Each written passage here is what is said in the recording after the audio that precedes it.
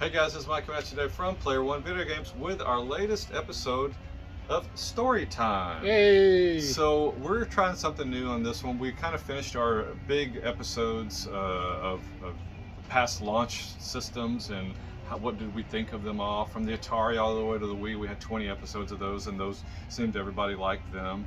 And now what we're going to do, we're going to start back maybe in the arcades, for me at least, and maybe individual games that meant something to me, or areas like an arcade that I used to go to, what it was like, or things, experience that happened to me. And it's going to revolve around games, most of it. Some of it. It might drift off into non-gaming stuff like this one will, and we'll see what you guys think. So, saying all that, let's get into this first. I guess we can call these what, quick story times? Sure. Because if we call them short story time, they might go to short. It's going to be longer than 60 not short. seconds. Not short, but quick story times. So, the very, very first arcade game I ever played is right here on the screen. It was called Sprint. It was black and white. It was two players. You stood up side by side and you raced each other. And you could race the computer too. And when we moved to Texas, we moved to Rosenberg or Richmond, and there was a little store that was kind of on the property of the apartments that we lived on. So I was close enough I could walk to it when I was about 8 years old.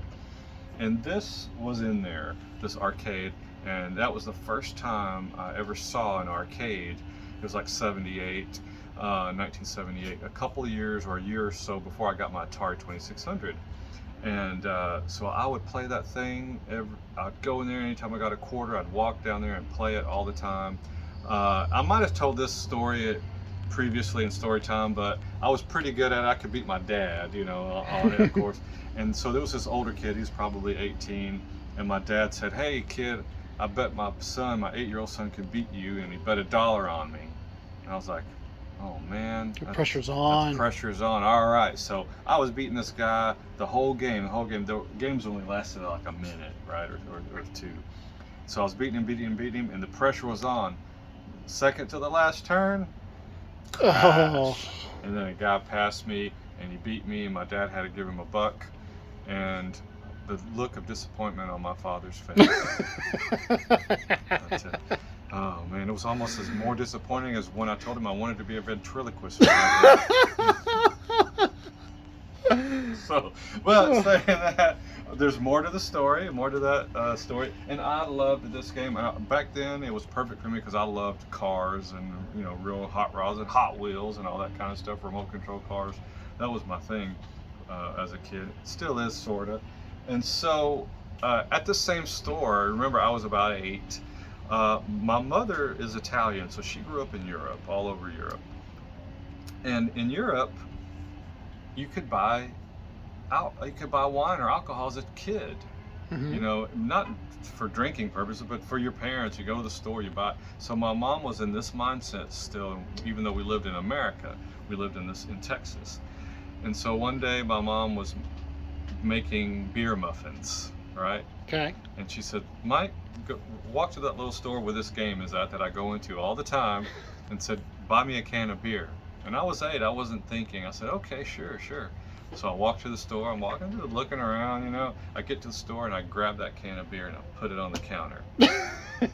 And the lady looked at me and says, "You little delinquent. Get that beer, put it back, and get out of here." And I went, "Oh, that's right. I'm a kid. I can't buy beer." Look at that. Video games ruining the youth of America. So I walk home and I said, Mom, I'm too little to buy beer. She goes, "Oh, that's right. We're not in Europe.